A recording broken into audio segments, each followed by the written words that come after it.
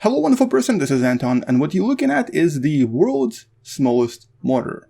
This is an exceptional new creation that was made by the scientists in Switzerland, and today I wanted to discuss how they made this and most importantly, why this is important. Welcome to What the Man.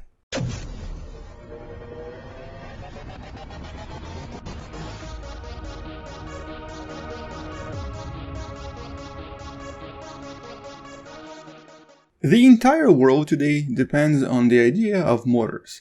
Everything we have around us for the most part requires the activity of motors somewhere out there. For example, electricity, or anything related to the production of electricity, depends on the circular motion of some motor somewhere out there. So even though today we have things like nuclear energy, the idea inside of the nuclear reactor still depends on this rotary motion of something like a typical turbine that acts just like a motor does for everything else around us. So in some sense, it's not really even an exaggeration if you were to say that the entire civilization is built on the idea of motors. Obviously there are other things at play here, but the motor itself is exceptionally important for the human civilization. And so when the Swiss scientists announced this, I was really excited to talk about this.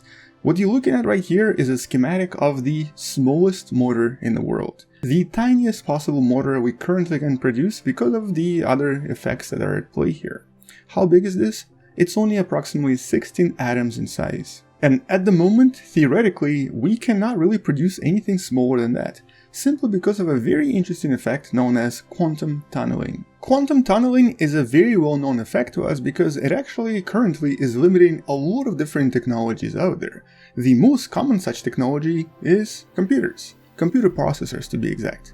We've now reached a point in the size of the actual transistor inside a processor, which is roughly around 7 nanometers in size now, that if we were to try to make it even smaller, it would suffer from the quantum tunneling effect. Which means that any transistors together in this computer would not really be easily controllable anymore. And in this case, the small transistors that have quantum tunneling effect will produce way too much additional energy everywhere, which will make computer completely useless. It will no longer be controllable in the same way we control computers today. Generally speaking, quantum tunneling effect relates to the idea of the particle and wave duality, and so this is something that's, I guess, beyond the scope of this particular video, but in a nutshell, essentially as you make walls smaller and smaller, and in this case this wall is only like 1 nanometer in size, the actual particle will start sort of leaking through the wall and come out on the other side.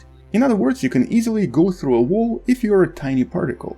And this is exactly why building a motor that small is exceptionally difficult, because the quantum tunneling effects and a lot of other quantum effects start playing a role when things become atomic in their scale. But in this case, the scientists were able to use just the right amount of atoms and also just the right atoms for the quantum tunneling effects and for other quantum effects not to really play a big role just yet. In other words, this is the smallest mechanical motor we can theoretically build at the moment, which would obviously allow us to now harvest energy at the atomic level and possibly, if this becomes commercial, build really tiny robots that would then become bigger robots and that would then possibly lead to something else even cooler. Hopefully nothing dangerous though. But this motor is far from perfect, and specifically the quantum effects still actually exhibit themselves if you were to give this particular motor more heat, more energy. There are two types of energy we can apply to this motor. First, if you were to apply approximately 30 millivolts of current to this motor, it would start spinning in one direction, as you see right here. But this only happens in extremely cold temperatures. The temperatures here have to be about 17 degrees above the absolute zero, which is roughly around minus 256 Celsius. It's pretty cold, but it's doable in a lab. However, if you were to raise the temperature above it, it would start receiving other type of energy, which is heat. And in this case, the motor starts behaving with more quantum effects and stop being the classical type of a motor, which means that its actual rotation becomes more or less random. Sometimes it goes clockwise, sometimes it goes counterclockwise, and there is really no way to control this. However, at colder temperatures, we actually can make it rotate in a single direction, as you see right here, and this will be with about 99% accuracy. So there is still 1% when the motor will spin the opposite direction because of, once again, quantum effects. And in terms of the size, this is about less than 1 nanometer in size, When compared to a modern Ryzen processor, that's basically the top-of-the-line processor with about 7 nanometer size transistor, this here is about 8 to maybe 10 times smaller. So this is probably the smallest motor we'll ever be able to make. But how small is this really? Well, this right here is your typical hair. If you were to magnify your hair by about 400 times, this is what you would see. Now take this and magnify this 100,000 times, and this would help you imagine the true size of these unusual motors. So a single hair, a single human hair, in its thickness can hold 100,000 of these tiny devices. But those of you who studied biology probably know that nature has a lot of pre-made motors already in existence.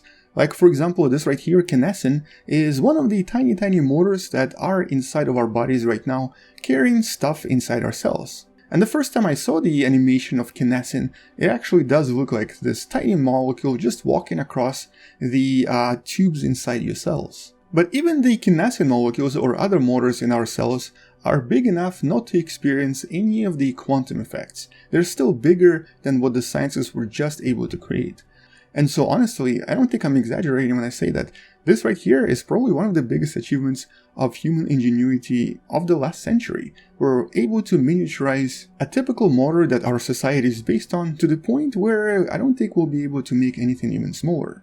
Now the way all of this works and the way that this was made was with 3 specific molecules. The larger spheres here represent the 6 atoms of palladium and 6 atoms of gallium that form the actual structure where the motor rotates. The rotor itself that spins around is made out of acetylene molecule, which basically is 2 carbons connected to 2 hydrogens. So this is C2H2. And because of a very peculiar structure and asymmetrical conditions here, the acetylene rotor is only allowed to spin in a single direction. But this is not a true rotational spin. Here what's happening can be explained as follows. The acetylene rotor is only allowed to be stuck in 6 very specific positions. So in some sense, you can kind of compare it to the arrow of the clock right here, where the flow itself is very interrupted. And in this case, there are only 6 positions that this clock can take. And under just the right conditions, if it's very cold and also if you provide the right amount of very small voltage, it will spin like this with 99% accuracy, allowing for a relatively accurate motor function. However, if the heat is increased, it becomes very random, or if you provide more electricity, it will also actually have very hectic motion. So this does have to have very controlled conditions for this to work efficiently.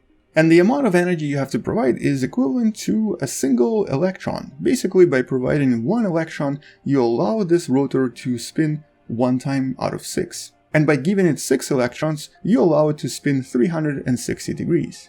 And what's really interesting here is that currently it's kind of difficult to explain why it's spinning in this particular direction and not in the other.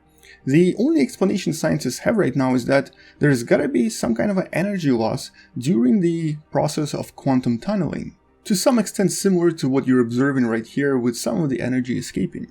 Although this is not something the scientists observed. They think that the amount of energy is so minuscule that it's almost impossible to detect. And because of this, the actual rotor is only allowed to move in a single direction because of the laws of thermodynamics. If it was moving in the other direction, it would be gaining energy, and that's impossible. But the ultimate goal of this beautiful device is of course to find a way to harvest energy using atomic or molecular motors.